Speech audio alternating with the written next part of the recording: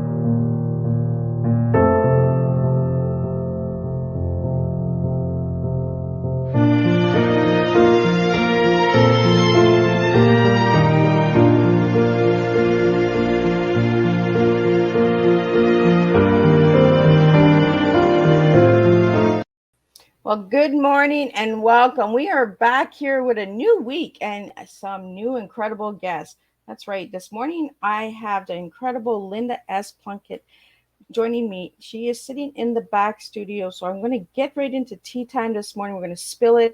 But before we get started, I want everyone to just check out Miss Liz's YouTube channel. Give it a quick subscribe, ring that bell, and you can be notified for all of these incredible tea times that are coming to you each and every week.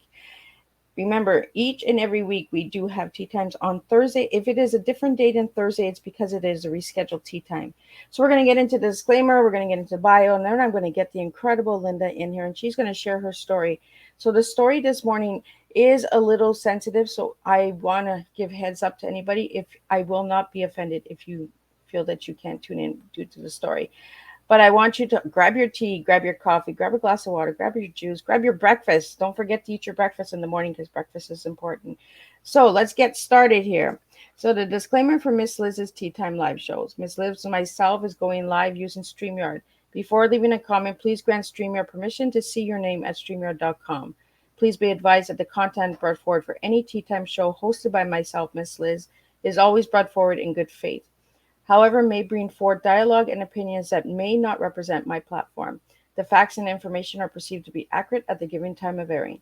All Tea Time guests and audience participants are responsible for using their good judgment in taking any action that may relate to the discussion. The content brought forward may include discussions for some where they may be emotionally at risk. It is significant to know that this show is engaging in discussion forums only to offer and inspire awareness and connection, and is not providing therapeutical advice.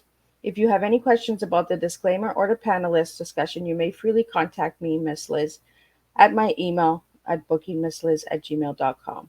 Moving forward, should you choose to voluntarily participate in today's show in any aspect, I myself, Miss Liz, welcomes you. And should you decide that the show is not made for you at this time, I respect that, and I will see you at a later show in a later date and time. Again, all tea times this year in 2023 are done on a Thursday. So I'm going to get Linda in here. I'm just going to do her bio, and then we're going to get her in here, and we're going to sit and we're going to spill a strong tea because I feel she's going to give us a strong TEA today. So Linda Plunkett is an author and speaker holding a Ph.D. in biblical psychology. She is also an ordained minister. Linda wrote the book Supernatural Rescues from Broken to Beautiful, which details her having been diagnosed with a tumor the size of a tennis ball, growing in her brain frontal lobe, without her knowing, and the subsequent surgery she underwent to have it removed, plus the battle she fought with fibromyalgia 8 months after her surgery. Her second book, which is in the comeback story after Supernatural Rescue, is currently at the publisher and will be released in 2023. But I just got news this morning that it is out, so we will be talking about the second book as well. So let me get Linda in here.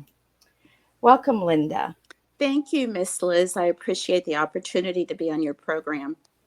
It is an honor to have you here. I'm going to get right into it. Linda, let's start from the little girl to who you are now. So let's get to know the little girl first, and then we'll get to know the big Linda. Well, as a little girl, I grew up in Ohio. I grew up in a rural area. My parents had a business, and as a result, I worked in the business from the age of 9 years old, all the way through my teen years. And so, in a way, I think my childhood was a little bit out of the ordinary, where some little girls might be doing dance classes or, girly things. We had a business to run, and I was expected to be a part of the business. But, as far as going to school, I went to a public school. I grew up near the Amish country in Ohio, so we could see horse and buggies go down the road, which was always interesting, always fun, living out in the country. There wasn't probably quite as much to do, but I remember when the little ice pond froze up in the backyard, I would get my ice skates and go out there and see what I could do on that little bit of ice we had that was frozen in the forest or the wooded area near my home. So, growing up, like I said, it was probably a little different, but I did learn a lot of values about hard work. I learned the importance of working and having a strong work ethic. And also, my parents were poor, and I saw them go from being poor to becoming very successful in their lives, which was very exciting experience for me as I grew up. Well, and this is why I always ask who was a little child, right? Before we got to because sometimes our background gives us that strength, right? To where we are today.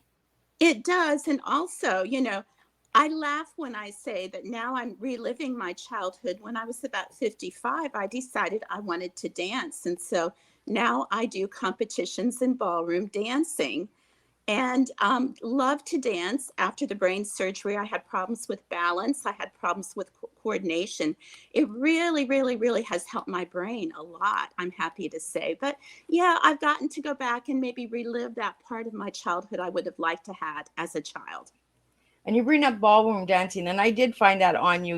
You received an award in 2018, I believe, for dancing, correct? I did. After the first book came out, which was Supernatural Rescue, I was working on a solo for a major dance competition, which was in New Orleans. And it was exciting because I had 4 backup dancers and we were going to New Orleans. I had no idea. This was a total shock that I was going to get an award. But it was very humbling because they said that I encourage, inspire other people, which is important. And, sometimes you go through really hard times. You do not know why you're going through them, but later you learn so many things that can help others. And so, in spite of the years of pain and suffering that I've been through, I can say I'm very grateful to God for getting me to this point. And yeah, the award was a complete surprise. I had no idea I was receiving an award. My family was there, but it was very exciting and probably one of the most special moments of my life. So, Linda, we have a question here for you. What is your favorite dance in the ballroom? Well, I think I would have to say cha-cha. I like fast dancing. I like cha-cha. I like swing. I like the Latin dances. And I've really been blessed to do a little bit of all of it, do the country dancing, the smooth dancing. And I like foxtrot as far as a smooth dance. But there's just something about the fast dances or the rhythm that I really like the best. So you like the faster dances. I see. I preferred the foxtrot. I took a little bit of ballroom dancing. I think back in 2007 at the Frank Sinatra studio here in Ottawa. Uh, so yeah, it's really enjoyable, and you actually lose a lot of weight too from dancing. Like a lot of people don't It's realize that, right? great exercise, and people don't realize as you get older, it's fantastic for your brain. Studies have shown that, believe it or not, dancing, like lead and follow type dancing, is one thing that's very proactive as far as helping your brain as you get older, especially if you're in early dementia.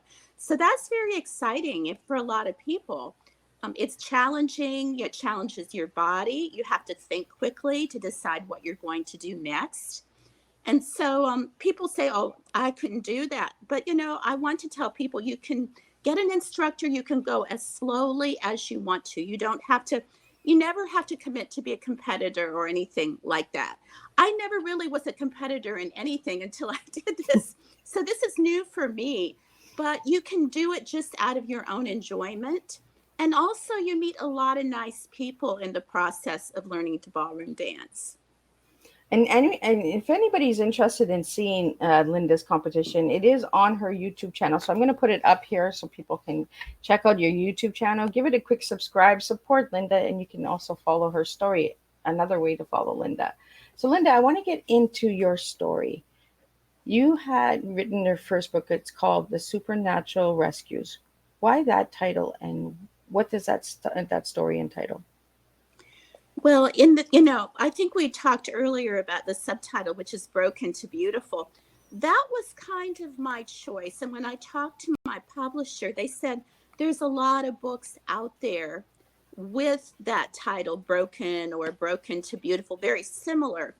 But the story really talks about a supernatural rescue, which was completely um, something that, I never dreamed would happen. But I was really at the end of my rope and really felt that I was dying and I was passing and could actually see myself. I know this is going to sound strange, but physically see myself leave the front of my house, go out the front door when I had just given up hope. And at that point, I felt God had left me. It was very hopeless. It was probably the most hopeless point of my life.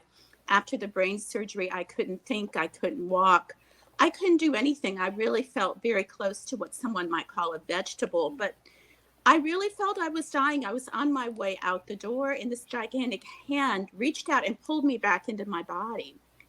And all of a sudden, I knew God was there. And I knew that I was meant to be alive. And it was very surreal.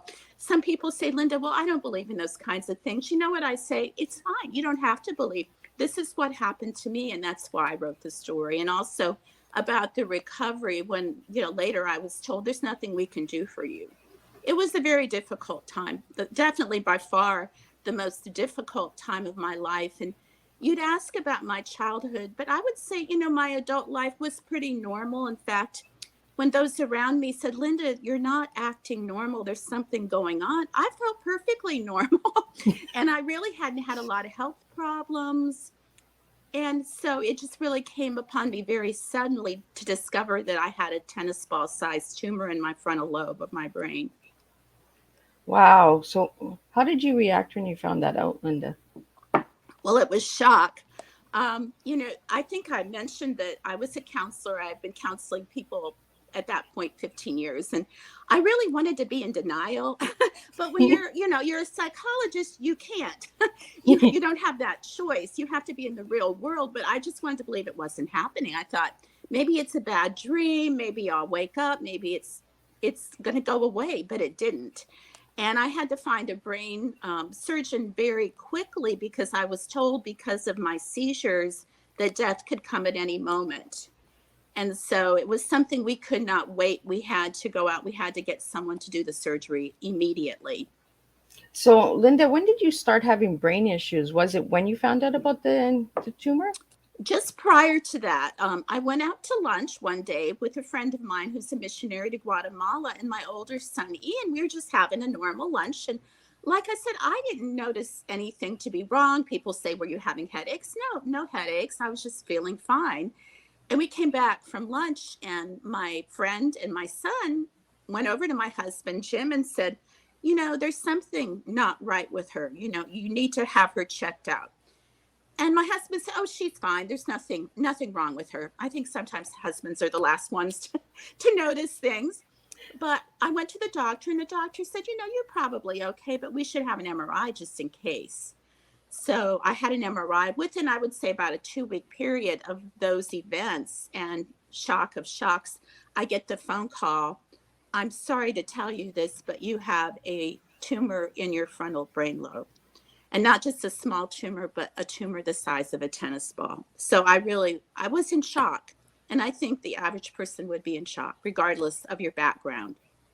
Well, and I think, Linda, our spouses sometimes, like our husbands or boyfriends, our better half, sometimes want to have that denial as well, right? They want to say, "Oh, there's nothing wrong. Like, it'll Oh, pass." right, right. We don't want to believe it. We don't, especially when things are going fairly normally. And that's what I mean. I was 59 at that point, and I had no high blood pressure and no, no blood sugar problems, cholesterol, and a little bit of weight. But a lot of us deal with a little bit of extra weight. But other than that, really, nothing major to give me an idea that there was something wrong. So, like you say, I'm sure that was the case. That he didn't want to admit it either. Yeah. So how did your family react when they found out, Linda? Well, they were also shocked, and also the fact that I had to have an immediate surgery. And the scarier part for me was this surgery was supposed to last 3 to 4 hours, but it lasted 7 to 8 because there were complications. Oh, And wow. so I was under anesthesia twice as long. And I guess I will never know looking back the reasons, okay, I had a brain surgery, but people tell me when you're under anesthesia for a long period of time that also affects you. So what part was brain surgery and what part was being under anesthesia for so long? I guess I'll never know the formula, but I was really very messed up when I woke up 8 hours later, and it was just frightening. It was devastating and pain everywhere. And just no tools, no mental tools, physical tools, really, to combat the situation that I found myself in. And we were talking, Linda, in the back before we went live, and you said there was three parts of the supernatural rescue. So let's get into those three parts of how the book is written. Okay. Well, the three parts, I probably was referring to the new book, and I'm just going to put my new Oh, book yes, up that's here right. right now. Here we are. And We're it's jumping the called gun. We're Living a getting. Positive Life in a Negative World, and it is available now on Amazon and Barnes and Noble. But no, this book, and if you don't mind, I'll just shift gears a little bit into No, the no, no. Go second book. ahead. The first book is pretty much a memoir, how I got through it, Yes. and the beginnings of the fibromyalgia. And at the end of the first book, I thought that I found the magic pill, so to say, but I'm sad to say it didn't work. And so for many years, I've been battling fibromyalgia, but I found solutions when doctors said there's nothing we can do. When, I read articles. This is the interesting part. When I researched the book in 2016, I researched fibromyalgia. And this year in 2022, I researched it again. Do you believe that doctors still can't agree to what it is, Oh, the wow. symptoms, the treatment? There's no agreement. And I found some more recent research, which is very hopeful. But honestly, through my own experiences, I've found things that would help me. And a lot of friends that have fibromyalgia said, Linda, please tell us what you're doing. How did you get well? So, the part one of this book is really to being healthier, your body and your brain, and what to do just to really fight pain and fight um, I guess, there again, not just fibromyalgia, but people going through pain and they're having problems with their body. These are things that I have learned. They might not necessarily work for everybody, but there's a lot of ideas in the first section of the book. And I, even now, since I published the book, I have found new things that have helped my fibromyalgia. So that's very exciting. So when I have an opportunity to speak for groups, I have even more material that's in the first part of the book. The second part of the book is about the mind, will, and emotions. And people say, Linda, I didn't go through what you've been through, but I want help because we've all had fear coming out of the pandemic. Some people are much more fearful. So I have a chapter on fear. I have a chapter on dealing with stress. I have chapters on grief and how to deal with just persevering and getting through hard times. And the title of the book is Living a Positive Life in a Negative World, but I also have a chapter in that section. How do we get through the negativity of this world? Because every time you turn on the news, it's bad news, isn't it? And Yes. people tend to be pessimistic, they tend to be negative, but it doesn't help us. It doesn't help us deal with things. So I have quite a few suggestions how to get through those types of issues. And then the third section, um, and before I tell you about the third section, I want to say the second section was especially humbling for me to write because I have a PhD in psychology, I have to admit I was a mess. I really was. I was a mess and I didn't know how to get well. I didn't know how to help myself. And when you have physical pain and you don't sleep, it changes you into a different type of person, which was frightening to me because I started to have self-hatred. I had to deal with that. But a lot of the section 2 is what I had to overcome to get well and to feel good about myself again and to have a more positive life around me. But the third section was I had difficulties in my relationship with God. And although I had believed in God my whole life, when you're sick for a long time, some things don't make sense when you're sick. Like, God, are you still there? God, why aren't you answering my prayers? God, have you left me totally? And what is going on? And I started to feel like I was being punished. Like I said to my husband, what did I do wrong? Why am I not getting well? But what I learned during that time was there's not always answers when you're going through it.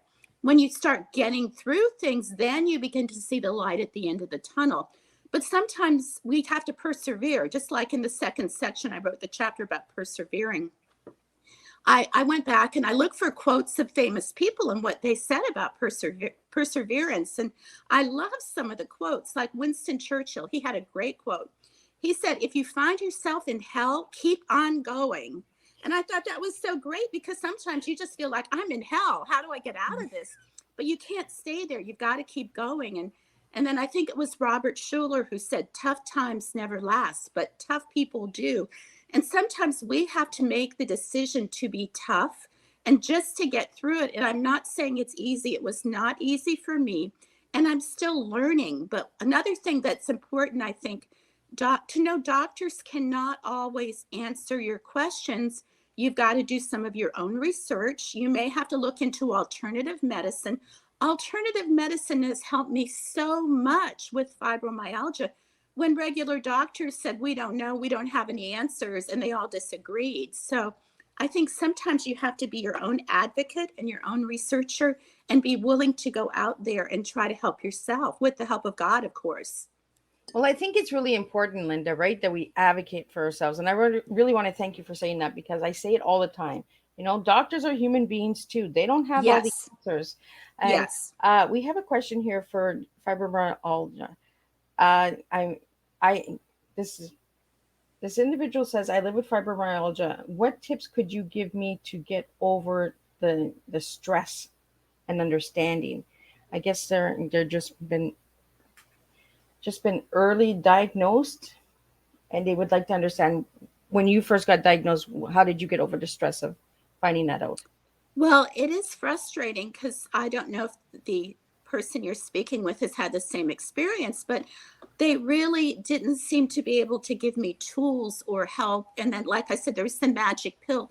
I will say be careful about prescriptions because many of them have side effects. The one that I took for 3 months, later someone said, oh, Linda, that's terrible. You shouldn't have taken it. But, I think when you're desperate and you're in pain and you can't sleep, you reach out and you try to find whatever you can find. But, I would say, obviously, if she could get a copy of the book, it might help because I have a lot more in the book than what I could really be able to tell you right now. But I would tell her, look at her overall health and look at her overall, her diet, her exercise, what she's able to do. And sometimes just by eating, I have certain hints in the book as far as anti-inflammatory diet. I also have hints how to eat for your brain. I wanted to include that for people going through brain issues as well. But sometimes there's small adjustments we can make. Like I found when I changed my diet, and you'll see if you look at the book, the section about the eating, people have said to me, oh, Linda, I can never do that. But, sometimes we have to make hard decisions. If I eat in a certain way, say to avoid anti-inflammatory foods, I feel so much better. If I fall off the bandwagon, which we all do, we're all normal, and we have a couple of days, my body pays for that. And I immediately don't feel quite as well.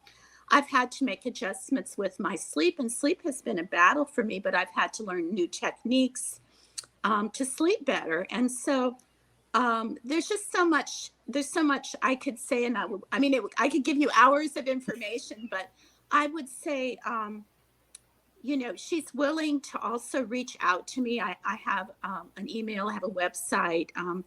I do occasional counseling. I've had to shut down my practice because I do inspirational speaking and I enjoy traveling. I enjoy doing the podcast. You can't do everything. But, if someone needs a word of encouragement and it's not going to be like therapy on a regular basis, occasionally I can talk to someone in person and I'm happy to do that.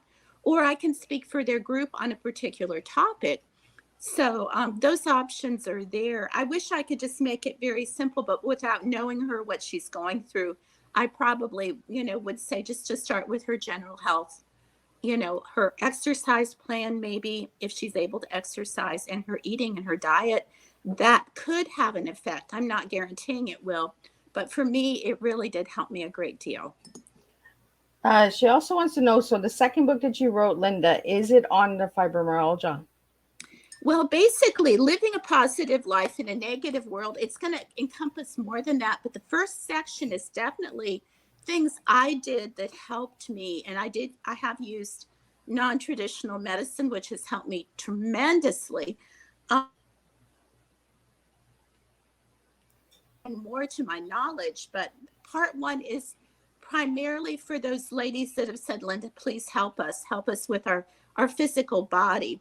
The part two and the part three goes along with it, in that when your body is physically ill, you do have emotional problems, and you may even have problems with your faith having to do with God. So I think that the whole book, although it's not just specifically for fibromyalgia people, anybody that's going through pain or struggling or is suffering and they don't know what to do, they're having trouble getting through hard times, I think this book will help them. And in general, anybody reading section one, I was really surprised. I couldn't get my husband to read the book. That's embarrassing for me to say. But finally, the Kindle version came out. I needed it approved. And he said, well, I'll read it. I can speed read it. And I said, well, you're taking a while. He said, I'm taking notes, because I put a lot of benefits about exercise and eating that people in general don't know those things. And had I not been as sick as I was, maybe I would not have known them. So I do think there's good general knowledge for everybody. Well, thank you so much for that. And again, it just came out. Like I said, I was like, oh, it's coming out soon. And then I seen last night when I did my last little bit of homework on my guest, I was like, oh, her book is out. So we will be talking about book two. It's just the way the world works, right? But I want to. Well, it is. It is. And it took me longer this time. My first publisher, I paid more money and they did a lot. The second publisher, I didn't pay as much. I had to do more, which was a struggle for me. And I'm not a technical person, but thank you, God, I got through it. But it was just more difficult because I had to learn to do new things to approve a lot of the sections of the book and the publishing process. It was educational. It was good for me, but I won't say it was easy. It did take longer because it was more difficult for me. So the second book was harder to write than the first one? It was harder to write, but also harder to have it published. Last summer was very difficult for me. I had a car that was totaled. I lost, I had the deaths of two loved ones close to me. And I felt I had to finish this book. And we sometimes go to Asheville for the summer. I was up in Asheville, and really, I didn't have a car in Florida. So I had nothing really to do but to do the book. But because of those circumstances, it was very hard. And I cried. I admit I cried a lot, because when you revisit that pain that you've been through also, and then you're still grieving the loss of those around you, it was difficult. It was not easy. But we got through the book, and I felt confident the book was finished and had everything it needed to have. And so then the next 4, 5, 6 months was about finishing the publishing process. So it took a while, but I had a really good publisher. I was very happy with them. They were very helpful. They answered a lot of questions. And I was able to struggle through those parts that were difficult for me, I'm happy to say. Well, that's good. I'm happy that you got somebody that was able to help you with that, Linda. So, Linda, I want to get into your tea, and then we're going to get back into the books and all that good stuff. So if anybody has any questions, put them in the comments or send your questions directly to Miss Liz. That's where the questions are coming in. It saves a lot of time, and Miss Liz can scan over the questions if they're related to the topic. So that's what I do. So I want to thank all of the viewers and listeners out there that are joining this morning. And if you're watching a replay, just push hashtag replay where you're tuning in from. But now I want to get into your tea, Linda. So if I ask you what your tea is, what 3 words are you going to give me? Okay, when we're talking about TEA, the first thing that came to mind was transformation. And you could also call that change, because literally when you go through hard times, you are transformed and you are changed, and you can be transformed for the good or transformed for the bad. And there's choices that have to be made. And also with your, with your decisions as far as, am I going to try to get through this the best I can, or I'm going to stay stuck? Am I going to make everybody around me miserable? Which I will admit, when I was in pain, I was not a very nice person to be around. But because of the tools and the things I learned, I was able to transform from being sick, from being upset, from being emotionally downcast, from being even spiritually challenged. I was able to make the transformation to a place where now I'm at peace. And I'm not well all the time. I have issues. I think we all have some issues going on, but I'm able to deal with those things much better. And so I have been able to have transformation or change, and I'm very grateful to God to get to that place. As far as the E, that's an easy one for me. I believe in the midst of going through everything I've been through, the reason I'm here is to encourage. And people say, Linda, you encourage me, you inspire me. And it gives me hope that I'm glad that I'm alive, because I must admit there were points, this is embarrassing to say, that I didn't want to be alive. I just said, God, just take me. I don't want to be here. This is terrible. But I know that I went through this for a purpose, and that I have a testimony and I have a story to tell that can encourage other people and give them hope as well. So that's very important for me as a person. And the third thing, attitude. And attitude, I would also say attitude and making adjustments, which is also an A. You have a choice as far as your attitude. You can stay negative, you can stay upset, you can stay downcast, or you can say, how do I find my way out of this? How do I find solutions? How do I adjust to this so I can come out of this having a good attitude, even though I'm going through hard things? And I will not say that's easy. That's not easy, but it's possible. But you have to persevere, and you have to surround yourself with positive things, like the title of my book, Living a Positive Life in a Negative World. If we listen to the news every day and we're sick and we're not feeling well, we probably are not going to have a very good day, especially if the people around us that we associate with are negative as well. However, if we can choose positivity and adding positivity to our lives, this might be through reading books, it might be through collaborating with positive people, it might be deciding to build our own faith and believing that God has a better purpose. But we have a much better chance then to have a positive attitude and to get through those adjustments to become more positive. And I think that's a really strong T. And as you were saying the words, I'm like, yep, that's her. Yep, that's her. Your story has been really transformational. Like, you really transformed through the surgery and through the illnesses. You really have just continued to grow, and fly those wings. You did bring in the word encourage, and I was like, yeah, that makes a lot of sense, because I asked all the guests what the one word to describe themselves, and the word that you did give me, Linda, was encourage. So what does encourage mean to you? Encourage to me, it can mean many things, and it's come to mean many things. Okay, I've been very blessed to speak for a number of different groups and do podcasts. And people will cry, or they'll come up to me afterwards and they'll share their story with me, which is very touching.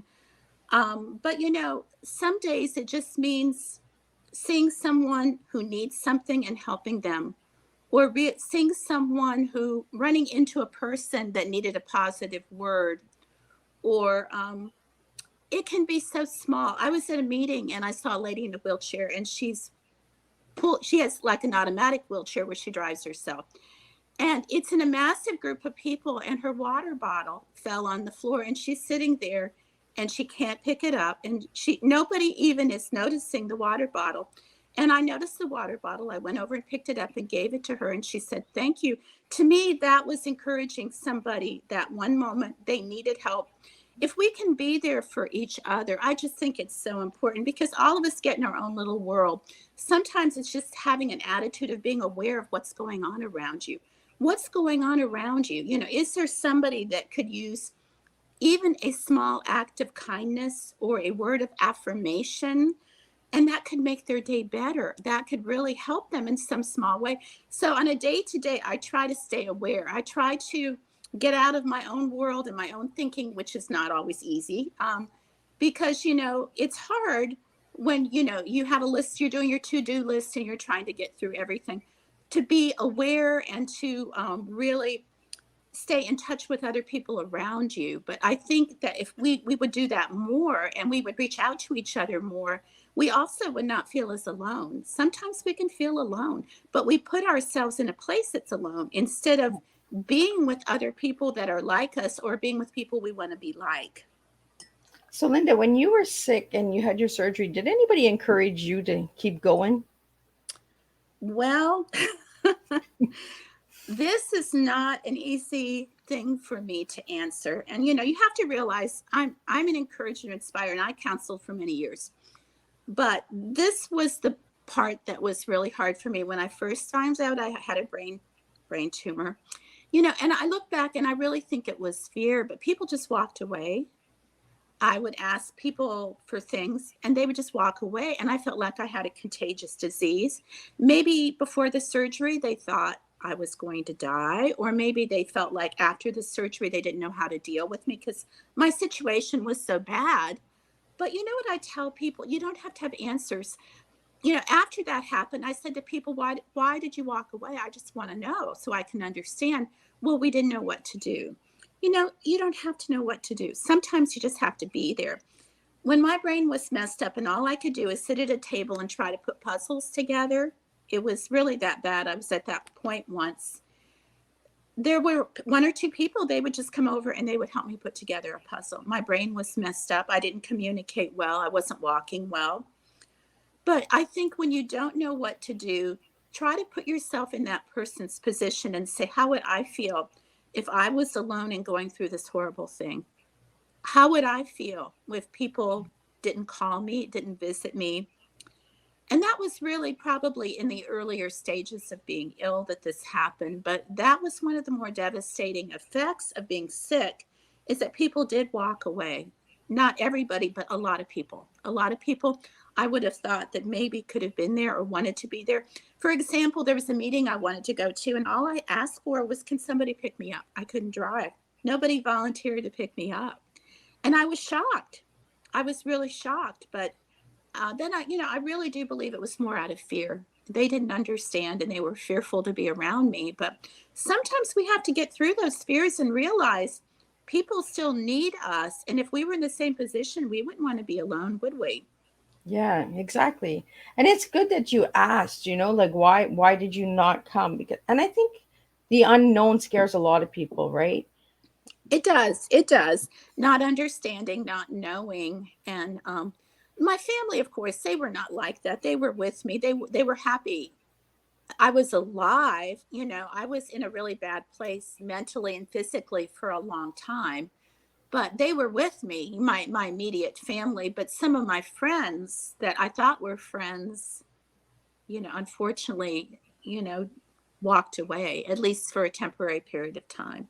So Well, and that you was also hard. you also find that out as well, Linda, when we get sick, right? Who really is true to us and who isn't. Exactly. And I think that's Exactly. why we get illnesses sometimes. It's to give us an eye opening, that maybe some people have to be removed from our story. That chapter has ended and a new chapter needs to begin. And I think that an illness sometimes gives us that awakening and says, oh my goodness, like I didn't notice this before. Now I do. Thank you. So let's get into the spirituality of your books and how strong you stayed because your faith is really strong.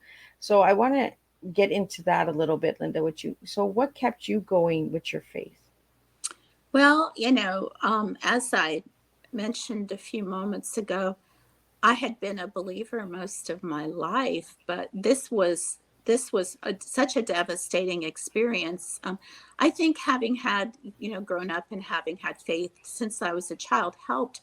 But there was that moment that I could not understand why God was not answering my prayers. And I was sick on and off. I mean, I was sick after the fibromyalgia. I had falls, I had injuries to my body, I had things happen. And had a lot of sleep problems. I had a lot of pain. And this went on not weeks or months, but years. And so, it was saying, God, what did I do wrong? I really felt that I had done something wrong. I was being punished because I could not understand why I wasn't, why I was still alive and not feeling better, because I felt God had been faithful and answered prayers in the past. But I do feel that, like I said, as I look back, it was more about learning how to persevere. And although I've been a counselor all those years, I feel because I had to wait so long to get my own answers and find my own answers, it really gave me hope that I had to go to a deeper level where I could reach other people. I don't know if that, I'm not sure how to explain that better, but because my pain and my suffering went on so long to another level, now I'm able to touch people that also have those situations that they don't have answers and they don't understand the whys of all of that. And, sometimes you're going through things and there's just not an answer at that time. And we have to believe that, my life isn't over yet. I'm still here. I'm helping people. There must still be answers out there that I haven't found.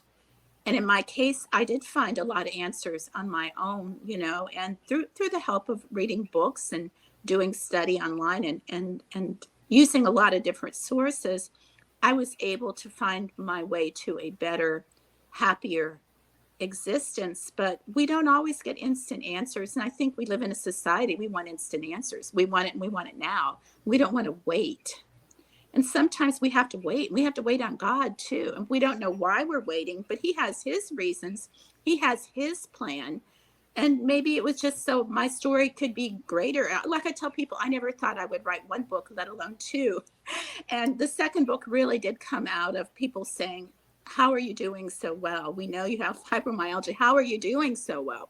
Because it's horrible, and doctors still don't have answers. Although, like I say, I think you have to look around the world and you have to look at other alternative medicines and other ways to find maybe non-traditional medicine. And like you said, you mentioned before, doctors do not have all the answers and we can't expect them to. They only know what they've learned in their training. And like people said to me, well, why don't they refer you? They don't know about those other types of medicines. And something exciting for me, I was on a ship recently and I found out about acupuncture. And acupuncture is not all the same, and the practitioners don't do it the same way, but acupuncture and Chinese herbs, and found how that could help me.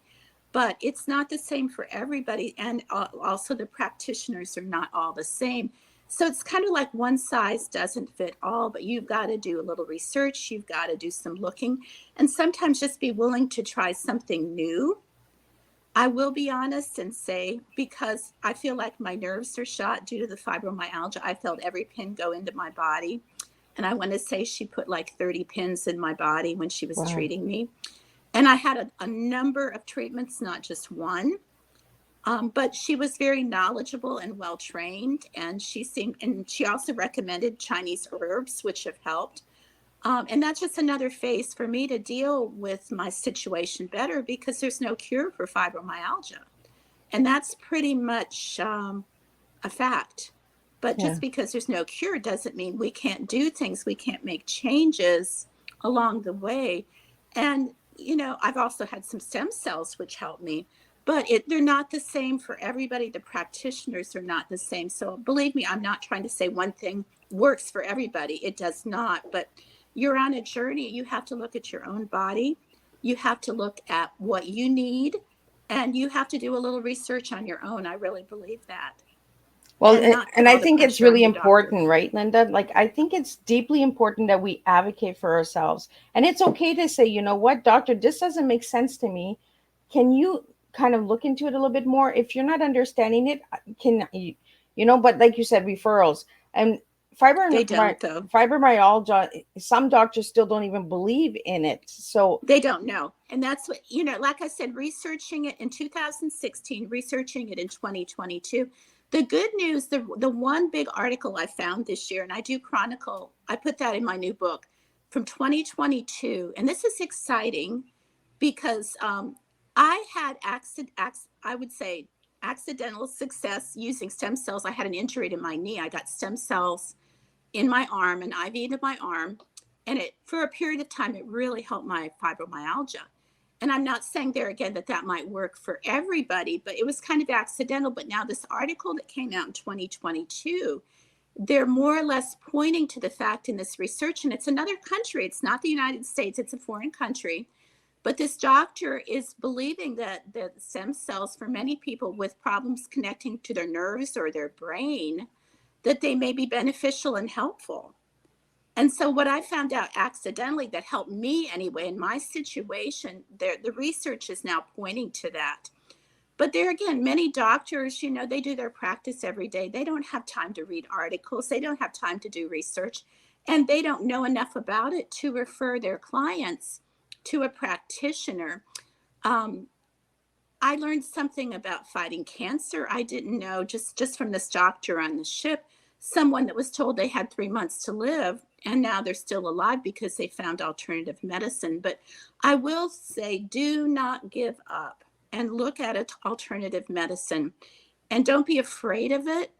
But what, they've been doing many years in foreign countries, if it works, think about the result. And what if you have tried everything else and nothing is helping you, maybe you have to be strong, you have to be courageous. And there again, not for everybody in every situation, but it's a possibility for some people that they may be able to find that avenue to get help. Well, I think it's really important that we push it, right? Because we know our body's the best because we're in the body. Exactly. So we know where it hurts. We know if that, that's not as painful as it was the day before. Advocating for ourselves is our duty to ourselves, the self-love of ourselves. Yes. I want to get into that phrase, broken is beautiful. What does that phrase mean to you, Linda? Well, broken to beautiful. I have been broken for many, many, many years. And, but just because we're broken doesn't mean we cannot be beautiful at the same time.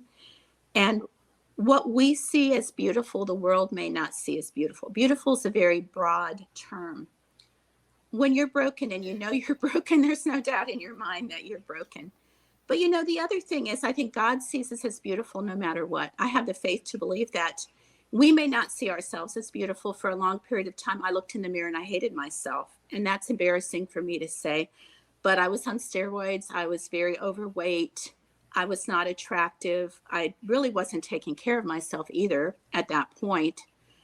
But God still saw me as beautiful. And I know in his eyes, I am beautiful.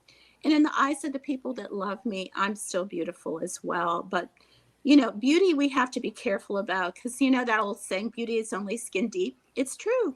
Our inside beauty is, to me, more important than our outside beauty. We're all going to get older. We're all going to get lines and wrinkles and have physical problems as we get older.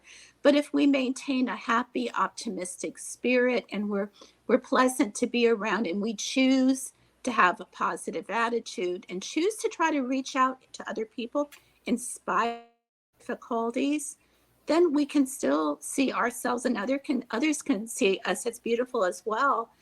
Our heart and our spirit and our soul, to me, that's more important to be beautiful in those areas than to have exterior beauty. That's just my opinion. So we have a question here about book 1, the title Supernatural Rescue. So what do those 2 words mean to you? Well, supernatural, there again, it's something I can't explain. People say, I don't believe in it. I can't help it. This is the first time this ever happened to me. It was supernatural because it was outside of myself. When I felt I was physically dying and going through the front door of my house, and then this hand pulls me back into my body, that's the only thing I can call it because it wasn't from me. It was from an external source which I believe was God. Um, the rescue part, he rescued me. That was just the beginning. It was just the beginning. Supernatural rescue was just the beginning of the many years, which I feel he's still rescuing me. He's still helping me. He's getting me through it, not always answering, like I said, all the prayers when I want them necessarily. But there's a song, a Christian song called Rescue Story. And every time I hear that song, I just identify with that because God is my rescue story. And I have bad days. He gets me through those bad days. He's my rescue story, even when I'm going through a bad day, a bad week, a bad year. He's still my rescue story. And so I do identify with that. Well, thank you so much for sharing that. And we look at words, and it's like you said, if you don't believe in it, you don't believe in it. We can't change people how they think, right? Everyone has their own perception on things. Right. I'm a big believer in the supernaturals. The outer body, sometimes our body sometimes prepares us, for a journey that we're not understanding. We're like, oh, where am I going with this, so I understand Right. that whole thing with the hand, like you're not done yet, like let me push you back in there, like, uh get ready because it's going to be a battle, and I want to get into the color. Linda, I ask all my guests what their favorite color is, and you gave me blue. Why blue for? Well, I had another vision later that year, and I think it's recorded in Supernatural Rescue. But this is when the fibromyalgia set in, and it was when I tell people fibromyalgia was worse than brain surgery, it's much, much, much, much worse. But about 8 months after the brain surgery, I started to feel like I'm feeling a little better. I'm walking again. I even started to dance again, and tried to get my life, my practice back. But it just once the fibromyalgia set in, I had pain all over my body. I couldn't sleep. It was just I had trouble handling it because I'd been through so much. But anyway, long story short, I couldn't do a lot. But my 98-year-old father up in Ohio, he was having problems. He needed someone to come up and help him. And so I flew to Ohio and I stayed with my father. And I think because I was starting not to sleep well and having a lot of pain, and I forget exactly what I was doing, but I was helping him do something in the kitchen, and I got an electrical shock.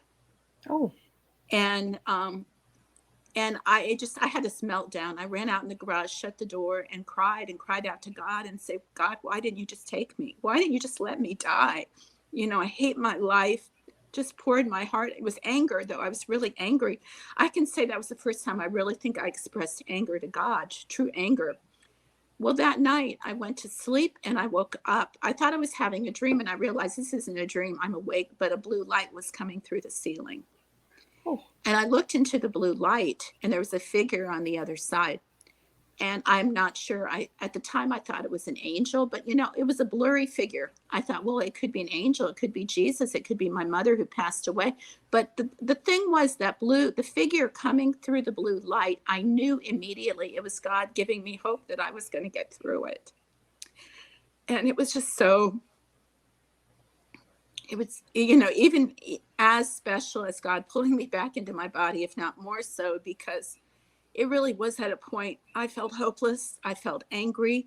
I didn't understand. But that figure gave me hope that somehow I was going to get through it. And, that was back in 2013. And here it is 10 years later. I'm still battling fibromyalgia. But the good news is I've gotten so many answers and so much help and so much hope that, people say, are you glad? In some silly way, nobody wants pain and nobody wants to go through suffering. But if I can help one person, then I feel it was worth it all. you just gave me goosebumps when you said, like, the blue light. Sometimes we look at colors as just colors, but the color actually means something to you. And like the vision, the feeling. As you were sharing your story, I was getting shocks through my whole body. My body was getting like these goosebumps because I could just feel that moment, of being angry, being frustrated, and going through so much, Linda, and still being here and being that person that says, you know what, don't give up. You got this.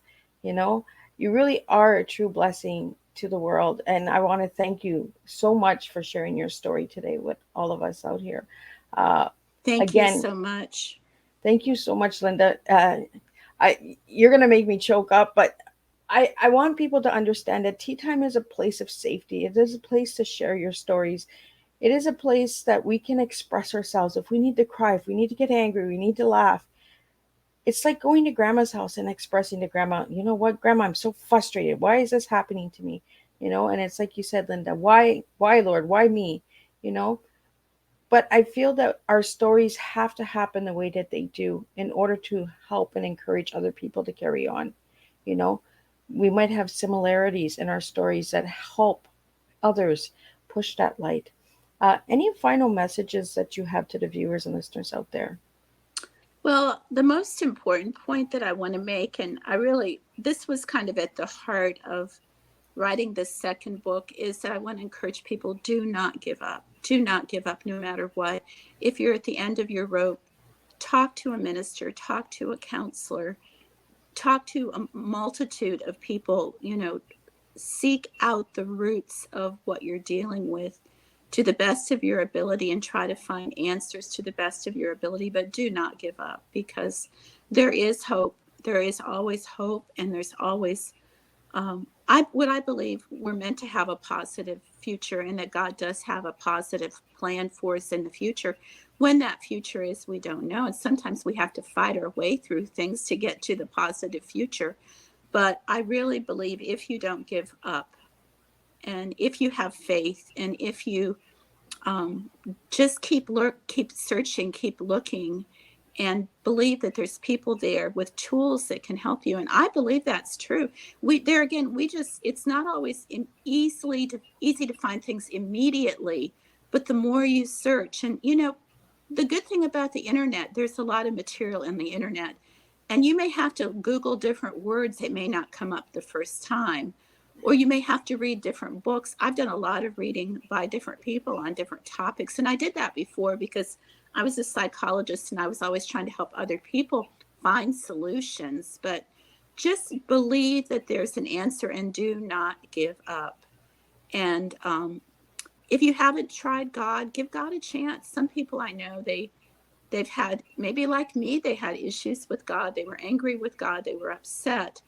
But God is still there no matter what. And I really firmly believe that. I may not have felt him at one point, but he was still there. And he's proved himself to be faithful to me in helping me get help during my most difficult days. And I'm like everybody, I still have bad days. And I don't know why things happen, but I just try to get to the other side and get through it. Just like Winston Churchill said, just keep going, get to the other side no matter how bad it is. But um, remember, you're not alone. Remember, you're not alone. There are those of us that care, that we will help you if we can. And there's also a God that cares. So just whatever, don't give up. That's the most important message I could give people. Well, thank you so much, Linda. And thank you so much for joining me and sitting with me and sharing your strong tea. Transformation, encourage, and attitude goes really a long way. When we spill our teas and we're really authentic with ourselves, we really do make a difference and we do impact lives. So, Linda, if anybody would like to get your books, where can they get them? They can get it through Barnes and Noble. They can also get it through Amazon. They can download it if they like, or they can get a hard copy through Amazon. Also, if they would need a speaker for their group, I would love to come and make sure that I have books there that I can autograph and give them personally as well. But thank you so much. And thank you to all the audience that tuned in this morning. And if you're going to watch the replay, share this tea time with somebody that might need this tea time.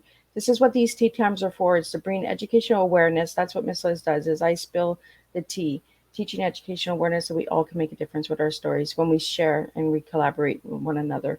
So if this tea time has made an impact on your life, or it might change someone else's life, share it.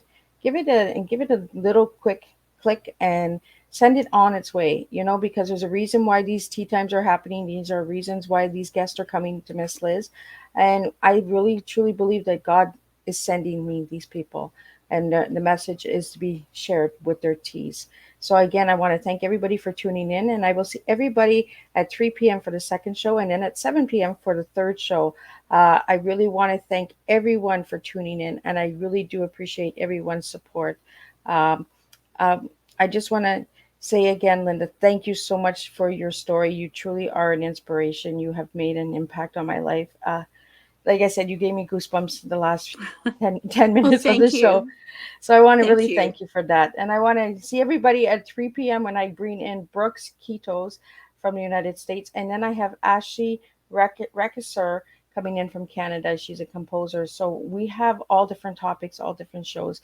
So again, give a quick subscribe to the YouTube channel and follow these sometimes share them. And again, I want to thank everyone for tuning in today. And I want to thank you, Pasik, for tuning in from Congo. I really appreciate that as well. So again, I will see everybody at 3 p.m. for the second show, and then 7 p.m. for the last show. Every Thursday, 3 shows on Tea Time with Miss Liz.